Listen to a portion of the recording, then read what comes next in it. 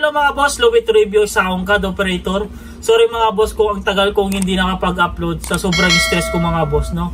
Lahat ng gusto mong gawin na hindi mo na nagagawa hindi ko na siya nagagawa kasi sa sobrang stress. So ngayon nakapag-recover naman na ako ng konti.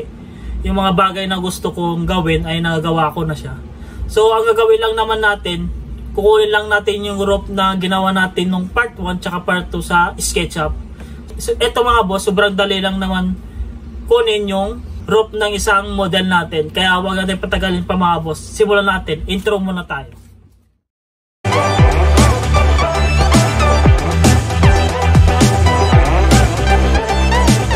So simulan natin mga boss. Ito pala yung model natin na ginamit nung part 1 tsaka part 2. Ito rin yung gagamitin natin sa part 3.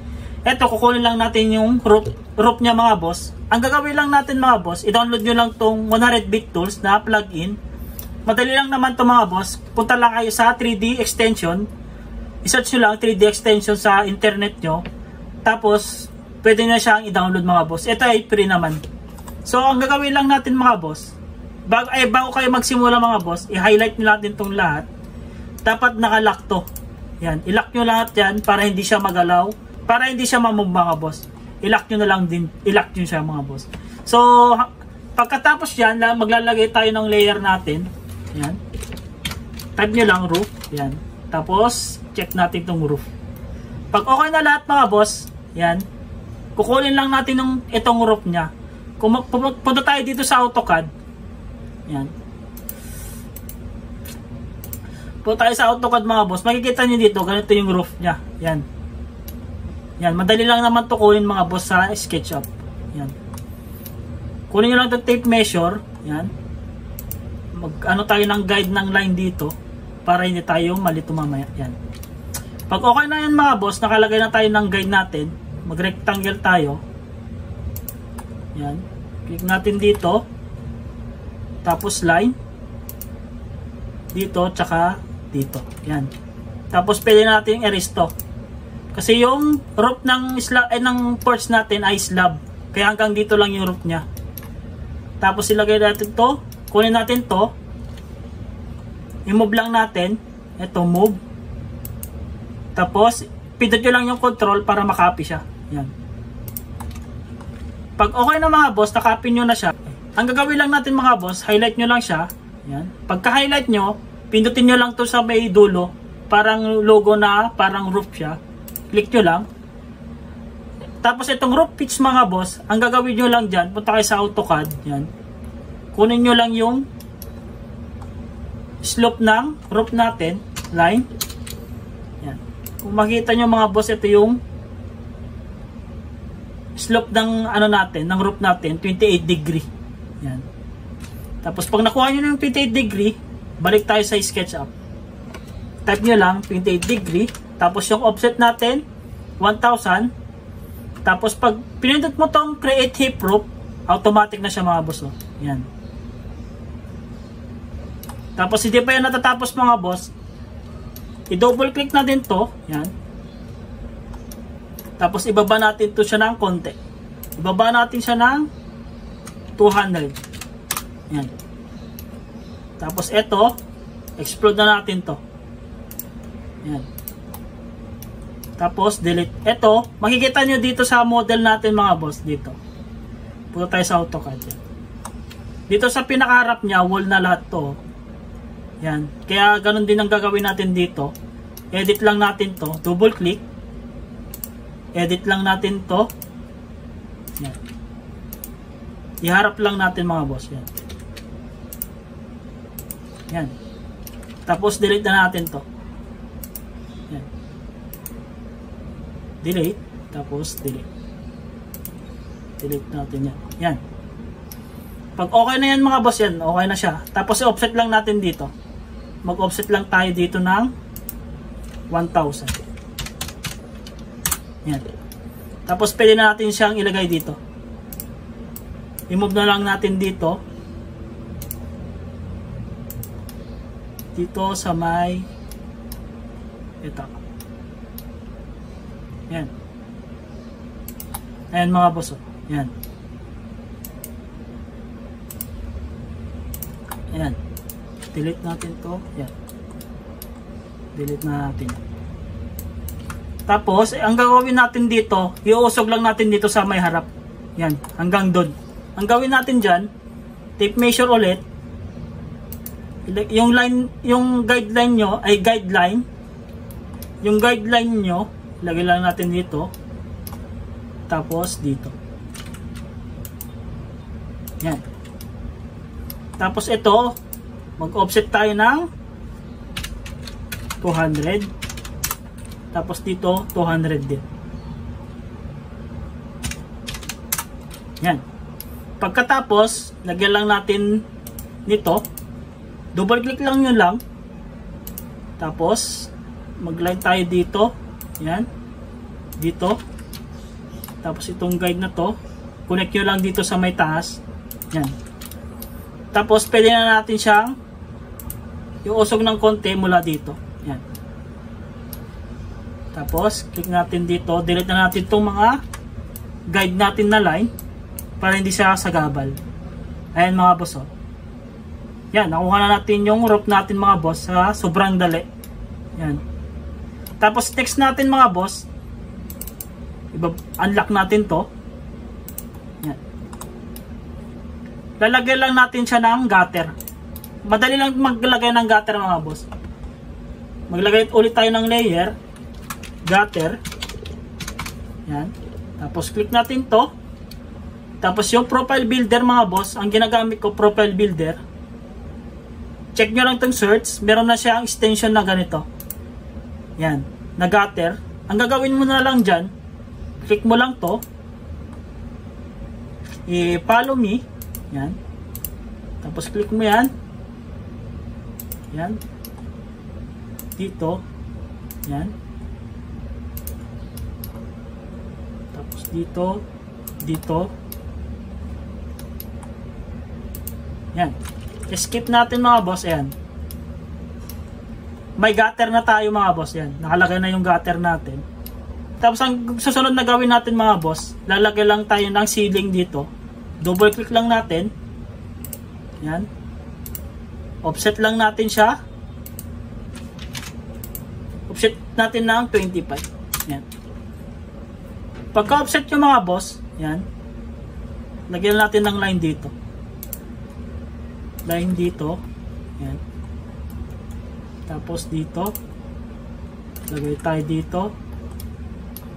Yan. Tapos maglagay ulit tayo dito. Yan. Pag nalagyan na natin lahat mga boss, i-offset lang natin siya ng siguro mga 10. Yan. Iangat lang natin siya ng 10. Yan. Tapos dito, 10 din. 10. Yan. Tapos dito, yan. 10. So, yan mga boss. Okay na. Yan. Tapos, ang gagawin lang natin, lalagyan lang natin ng exterior ceiling mga boss. Lagyan lang natin ng exterior ceiling mamaya dito. Yan.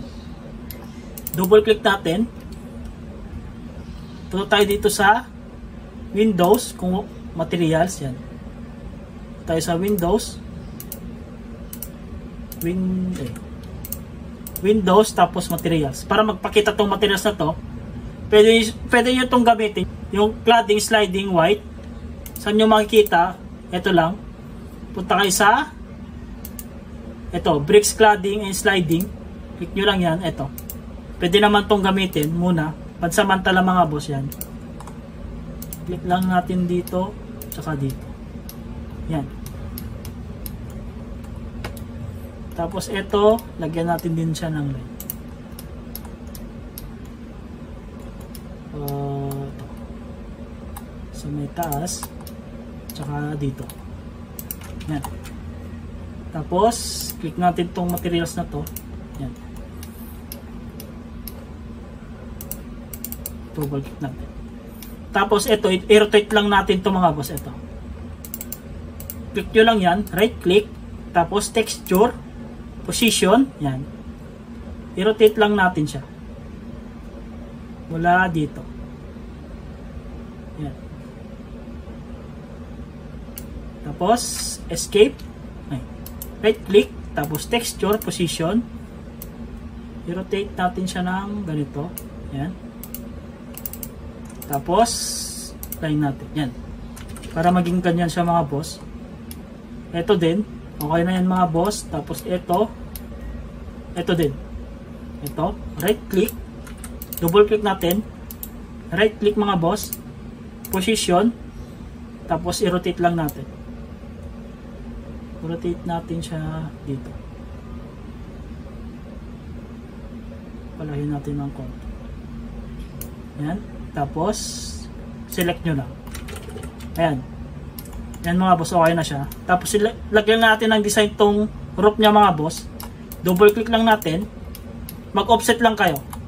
Offset natin siya ng 150. Enter. 150 din dito. 150. Enter. Dito, 150 din. Yan. Tsaka 150 din to. Para lang maganda yung roof natin pag nag-render tayo mga boss. Yan. Tapos, idiretso natin to. O, line. Dito, tsaka yan. Diretso natin dito. Yan. Yan. Tapos dito. Yan. Tapos delete na natin to. Itong line na to, hindi naman natin kailangan yan. Tapos ito naman. Dito naman. Yan. Tapos ito. Yan. Tapos ito, offset ulit tayo ng 150. 150. Yan. Tapos ito, diretso na to. Yan. Dito sa baba. Yan. Tapos dito. Yan. Tapos erase na natin. Erase natin tong hindi natin kailangan. Yan. Ito, diretso naman to. Yan. Tapos dito, okay na yan, erase natin. Tapos, okay na lahat. Pag okay na lahat mga boss, ayan, okay naman na lahat. Ayan. Lalagyan lang natin ng texture to mga boss. Ito. Double click natin. Hanapin nyo lang yung roof. Ayan. Click natin tong roof na to. Ayan. Ayan. Tapos kulayan na lang natin to ng gray. Sa color. Ayan. Hanapin lang natin yung pinaka gray. Ito. Pwede na to siguro. Click nyo lang yan. Para maging gray siya. Ayan. Ayan. Ito wala to. Erase natin. Ayan. Magiging ganyan siya mga boss.